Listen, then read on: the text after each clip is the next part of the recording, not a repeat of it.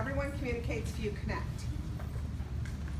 John Maxwell. Anybody read John Maxwell before? Absolutely love John Maxwell.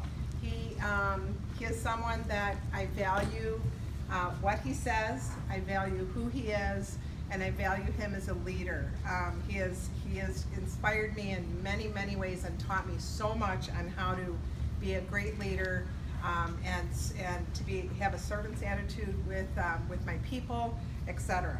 So everyone communicates, few connect. What a great concept. I looked up the words communicate and connect, and here's what I found. The word communicate means an exchange, and the word connect means to join together. Okay?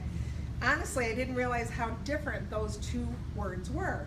And isn't it true that we really want our businesses to have people who truly join us in what we do? Okay? That's quite a bit different from having people just sign up, isn't it? The good news is that even if you do not consider yourself to be someone who connects easily with others, it is a skill that can be learned by being intentional about the way we approach our relationships. If we want to create a connective communication style, we must be hot. And my remote's not working. Okay, so Patty, can you do this over here? Thank you. Okay. All right. Honest, open, and T stands with two-way communication. Okay. One of the problems that I've seen so many people struggle with as leaders is feeling that they're not able to motivate their teams. How many of you feel this way? Anybody? Okay. Sometimes it's tough, isn't it? Sometimes it's just we have people that have turned into hobbyists, and we need to constantly be filling those spots with new people, don't we? One thing I gleaned from Maxwell's book is the fact that when we learn to truly connect with others, we develop stronger relationships, and people are more inclined to join in, okay? Learning is how to connect well with others is part of our maturing process, okay? If you have children or grandchildren, you know that their words center around themselves, don't they?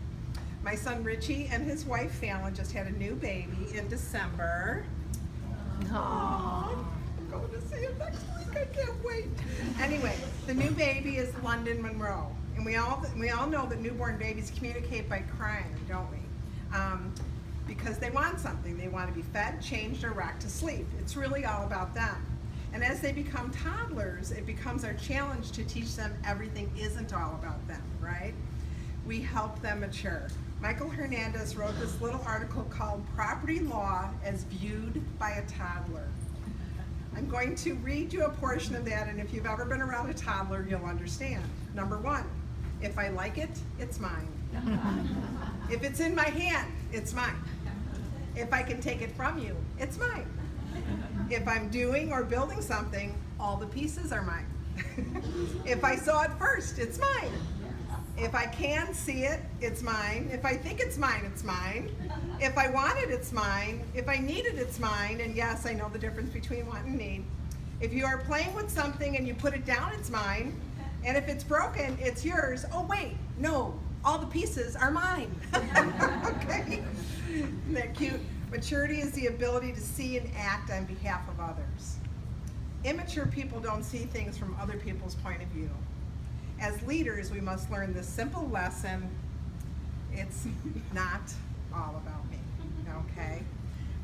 Connecting is never about me. The biggest communication problem we make is that we do not listen to understand, we listen to reply, okay? And I do this. I catch myself doing it all the time, so it's something that all of us struggle with. Have you ever found yourself listening to someone and just dying to jump in with your story or comments or point of view? We all do it. Being a good listener is hard work. Sonia Hamlin said, listening requires giving up our favorite human pastime, involvement in ourselves and our own self-interest. Maxwell says, we need to learn to listen our way to common ground, okay? We have to find common ground. That's one of the reasons you did what you did tonight, okay? The more we listen, the more we can learn about someone else, and having that short time frame to find commonalities and differences you kept asking questions, didn't you? That's what we need to do. The more we learn about others, the better equipped we are to help them find solutions to their struggles. Because don't you all agree that when things are good at home, they get to their business? When things are not, they just don't do their business. Because it's something they can put on the backside because they're not punching the clock. And they would never do that with a real job, but working with the volunteer army is sometimes tough, right? Okay. So whether it's helping someone discover that Pampered Chef could meet some of their needs or helping one of our team members develop their own business into something big, we have to learn to ask good questions and really listen for crucial connections, okay? Here are a couple of tools you can use to help develop your ability to connect with others. And what about simply ask why? Now this is different than when we ask you, what is your why? Why you started Pampered Chef. This is different. We're talking about using this question to really connect with someone's deeper feelings. Last fall, I challenged myself to see what would happen if I started asking people why, or how come, or when did you start that? Why do you think that? Why do you want that? Okay? 2 things I learned from this exercise is you really have to listen to what people are saying and be intentional about when to ask why. In fact, Lori, you were one of the first people I had just read this, and Lori called me, and she was challenged. She had a challenge in her business. She was having some challenging times, and instead of me just giving Lori 100 things to do, we found out what Lori was willing to do. And Lori not only did what she needed to do, but she's been amazing ever since that conversation. Yeah, and she's just done it every month, and let's give Lori a hand, because she put it into action. She did what we should all do. We should always go up, I say throw up, okay? And we also need to find out what we really want, okay?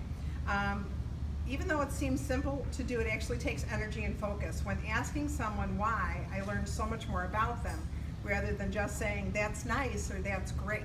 I found out that people would really open up to me. So I've been practicing this, and it's been really, really interesting.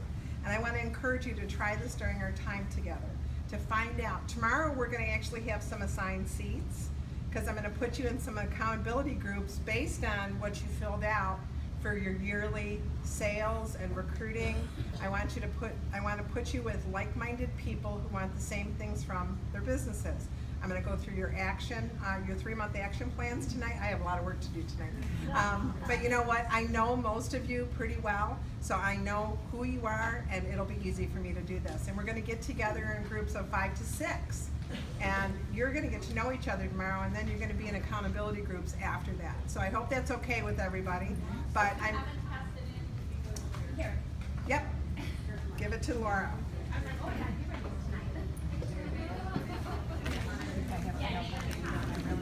Okay. So thank you. If you have one, just raise your hand.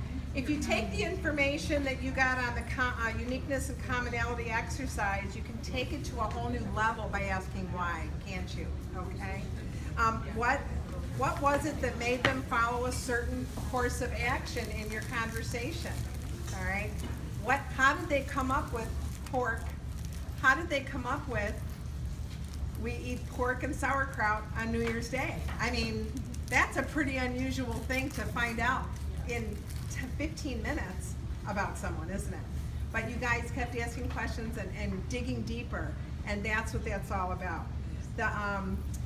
We all choose to do things to meet our own needs, and the why question helps us reveal so much more about a person's heart, okay? This is how we learn what makes someone tick. The second thing you can do is using the 4F system. Most of you have probably heard or been using the Feel, Felt, Found as a tool to connect with people and teach people, and with your customers, with your consultants, and with your leaders on your team. But if you have it, it's an excellent way to create a meaningful dialogue with someone. So we have the 3 F's, Feel, Felt, Found. And now we're going to add one more to the list, and that's called find. Okay? When someone shared their feelings with you, continue the conversation using this method. Try to sense what they feel and acknowledge and validate their feelings. Felt, share with them that you have also felt that same way. Found, share with them what you have found that's helped you. And find, offer to help them find help for their lives, okay, for themselves. A conversation might go something like this. Let's say one of your team members shares that she doesn't have time to do her Pampered Chef business because she can't get bookings. And that's a he or a she. Ryan, forgive me if I'm using she most of the night, okay? If you could say something like this, it sounds like you're feeling discouraged. I felt that way too. There was a time in my business when I didn't have as many bookings as I wanted, but what I found is that by following up with some of the customers I had, I was able to add some bookings to my calendar and my business grew. By going in with a how can I serve you attitude, it helped me make the calls. Instead of feeling pushy, I was trying to find how I could serve my customers, okay? I would love to help you do that. You could practice with that person, okay? But be there for them. Don't just say, just do it. Help them try it, okay? Would you be open to allowing me to help you create a plan? You can use these connection ideas with anyone in your life, from your family members to your team members. Last year, I had a really outstanding experience connecting with one of my new hosts in Florida. Now, I have been in this business almost 30 years. In September, I started my 30th year in September, and woohoo! Okay, who knew? Woohoo! Who knew? Anyway, but seriously, I have never moved my business in all the years that I have been doing it. But of course, I've taught people how to move their business, right? You know, what was really amazing and all those things I've been teaching people all those years, it really works. I mean, in no time at all, from the very first day I was here and looking for business, I connected with people and booked shows. The very first day, my girlfriend Barb was with me from Pennsylvania. Many of you know Barb. She's like, you know how they say that your best friends are your sisters that you get to choose? Okay, that's Barb. And she's like a little soulmate for me. She knows when I'm down, she knows when I'm up. It's just great. And she moved to Pennsylvania. What the heck? Anyway, so Barb came to Florida with me. We were moving a bunch of stuff down here, and she was helping me get organized. And no matter which store I went into, I had a little shirt that was pink on pink. You could barely see it, but it said Pampered Chef. And no matter what I did, they'll say, "Oh, you do Pampered Chef?" I says, "Yes. Have you heard of us? What is your favorite product?" And you guys know the drill. You're all seasoned consultants. Within a 3-hour period, I had 3 names of people, 2 for consultants and 2 for bookings. Okay, one of them was a dual, and I was just like, it really works, you know, and so I started telling people in my own area that were struggling. I said, you don't have to move your business to apply these same principles. You just have to be friendly and outgoing and ask questions to keep the conversation going and make it about them, okay? So in the book, So anyway, one of the gals is my State Farm agent. And I said, "Christy, I've been buying insurance from you for 8 years. I need a favor back." I said, "Would you be willing to host one of my first shows here in Florida?" She goes, "Absolutely." All right, well, Christy ended up, she got a little apartment, so she said, I talked to one of the other girls in the office. She's got a nice, beautiful home in Northport. She goes, "How about if we have it at her house?" I said, "Great, you guys can be co-hosts, And it ended up, we had such a great night, okay? In fact, Kat was there. Yeah. And Kat, how did you feel about the party? I am relatively new to Pampered Chef, 5 years, and I'm thinking I'm going to learn Pampered Chef magic from Nancy Joe. And I learned that she puts her apron on just like everybody else. It was a fabulous, fun, entertaining show, and that's all you can. If you're fun, people want to do it. Yeah, and it wasn't anything that you couldn't duplicate, right, Kat? It was very close to the show that I do, and I'm like, You know, it's not magic. It's not magic. It's a cooking show. Isn't Yes, it? yes. And I tell people to come all the time and say, and you know, come to my shows, and I'm sure, and I hope you're all doing that, because it's really, really good for you to have someone there for two reasons. We're always better when someone else is there, but secondly, it shows that people are interested in the business to everyone else who's there. If you've got someone there for training, and it doesn't matter if they're a director, if they've been with the company 10 years, those people in the audience don't know that. This is, you know, I just said, this is my friend Kat. She lives in the area. She wanted to see my show, and she's been in the business for a while. You know, you can just say a while. They don't need to know why, but you'll be better, and people will say, oh, this is a viable business. Someone's here for training. This is how people get trained, okay? So in the book, John Maxwell gives, oh, wait, I forgot to tell you. I'm sorry, I have ADD, it's really bad. I need drugs. Actually, I'm on drugs. It's not helping. Anyway, no, the really, really great thing about this is I was packed up, the stuff was in my car, and I came back to thank my hosts. It was about 9:15. Do you know we stood there and we talked for 3 hours? Oh my God. I have new friends in Port Charlotte. Hence, oops, what happened here? What happened? There we go. I have new friends. And, you know, and I was ready to go. I was standing there with my bag. So I was not holding them up. They were holding me up. Okay? And it was awesome because I said, I have some new friends here. This is really cool. And we're going to go out for drinks and do karaoke and all that kind of good stuff. And I mean, we just kept talking. And we so connected. We so connected at such a higher level. And I encourage you to do that because, you know, not only are these two girls may be my next good friends down in Florida, or my first good friends down in Florida, but they may be a future host, a future consultant, and most importantly, someone said it today, you only need to know 100 people if they know 10 people. If 10 people each refer you, okay, and you know 100 people and they refer you, that's 1,000 people. You don't need to have 1,000 people. So that was a great, who said that today? Sarah. Okay, Sarah. Where's Sarah? There's Sarah. Okay. So I looked, oops, lost my place here. Hold on. Hold, please. So some questions that you want to ask yourself is, did I do my best? And this is these are questions that I ask every new consultant to ask themselves when they leave a show. Okay, I want you to don't get on the phone right away. Don't turn on the radio. I want you to think about what you did that night. What went really well? What do I need to change? What do I need to know? Get better at? You know, where did I fumble? Okay, so integrity is, did I do my best? Expectation, did I please my hosts and her guests? Okay, did I please my hosts and her guests? You know, what's really funny is the one girl that was my connection, she didn't take any of the host benefits, she didn't order a thing, she really said, you know what, I really don't cook. But the other girl ordered not only the whole set of cookware, but she also ordered the whole set of knives. Referral, okay? Relevance. Did I understand and relate to my audience? I got 2 bookings that night, okay? I really connected with a few of the other ladies too. One of them's gonna have a couples party. Value.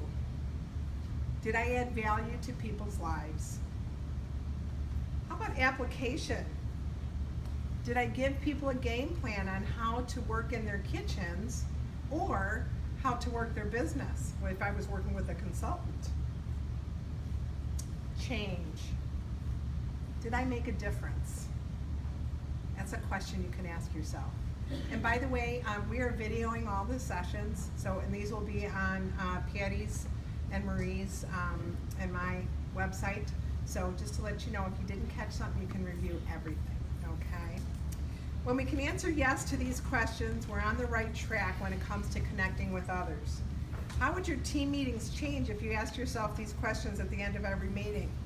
Did I do my best? Did I please my team members? Did I understand and relate to them? Did I add value to them? Did I give them a game plan? Did I make a difference? The more we learn about ourselves, the more connectors we have and we become. So what we've talked about is several things you can do to become a better connector. Focusing on others, asking why, using the 4 F's, and assessing yourself. Now let's talk about a few things that you can be to develop your abilities to connect and be proactive in developing your skills.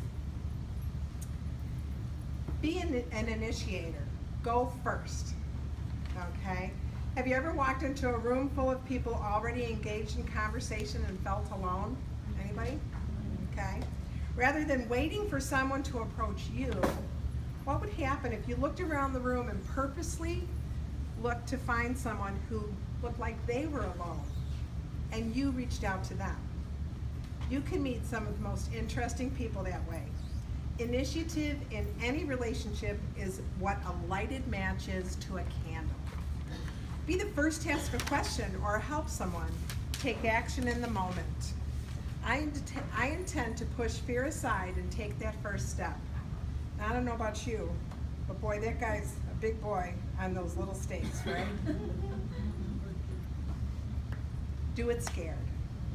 You're going to hear that a lot this weekend. Do it scared, okay? The next thing you need to do is be prepared.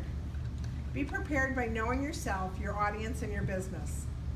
To know yourself well enough to be comfortable with who you are. Are you comfortable with who you are?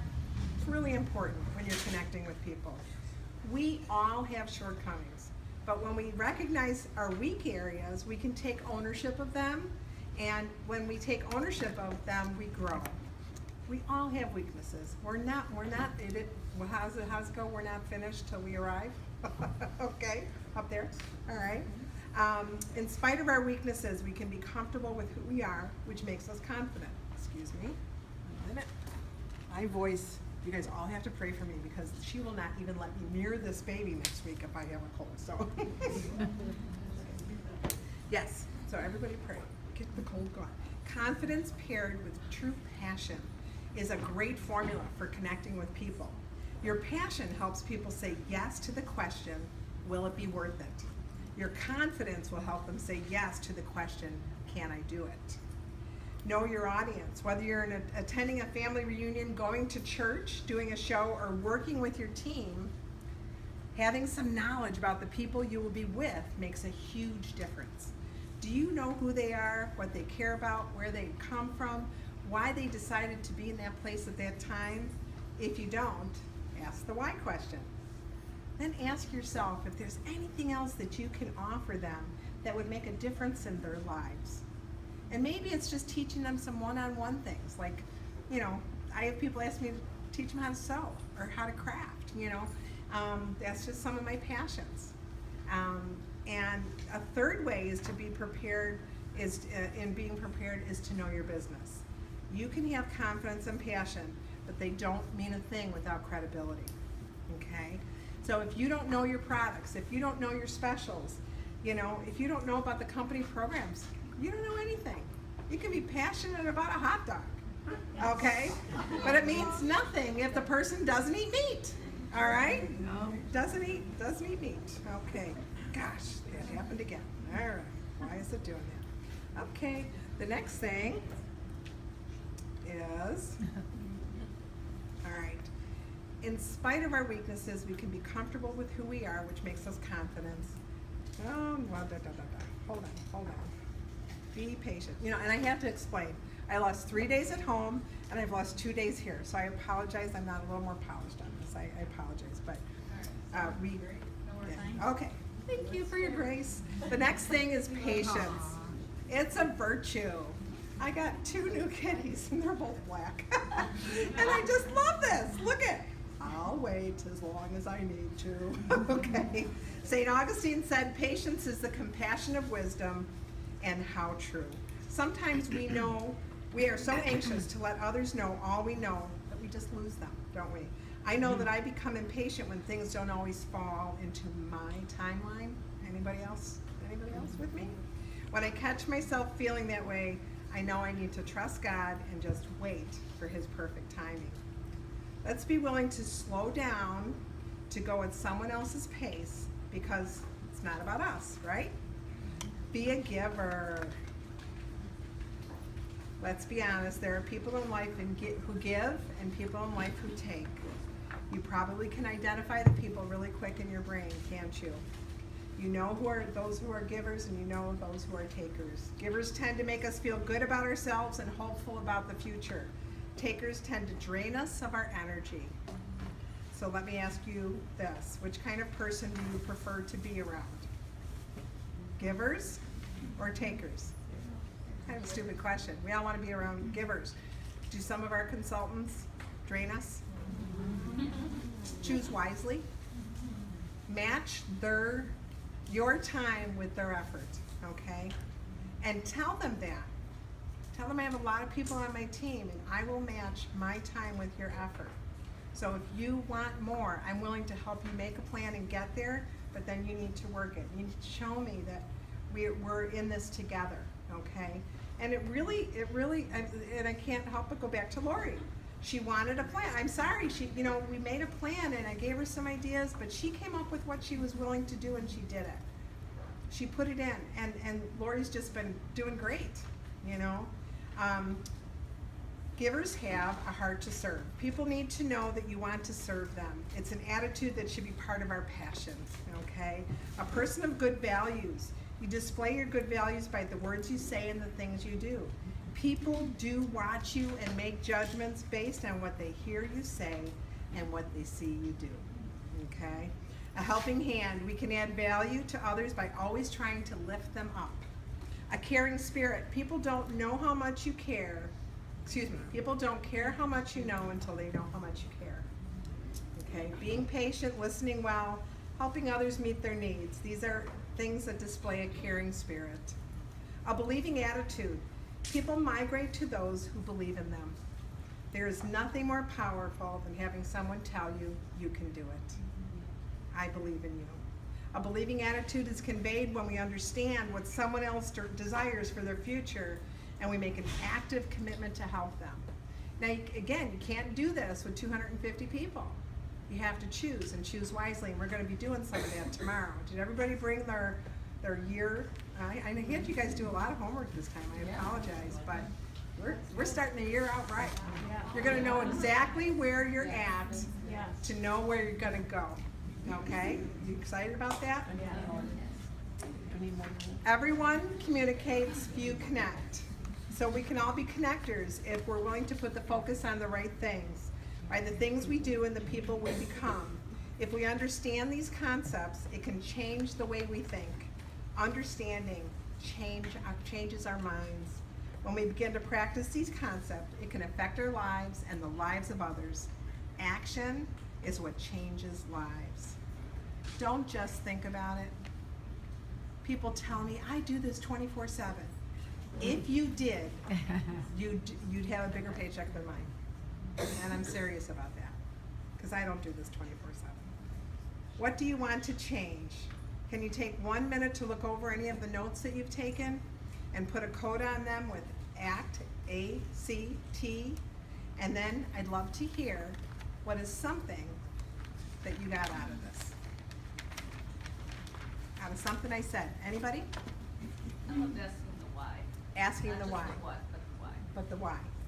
Good. Yes. I love the matching your time to their effort. That's a problem for me, so I'm Okay. working on it. Matching your time. Yes. I've heard of the feel, felt, find, or found, but I really like that you add that extra, Fine. what do you want? What do you want? Awesome. Good. Brian. The idea of telling the consultant to make them the best about themselves. Isn't that great? Yeah. I mean, because think about what went really well, and then think about what you want to change, and think about, it's a process. Yes. He said, She said to ask yourself, did I do the best?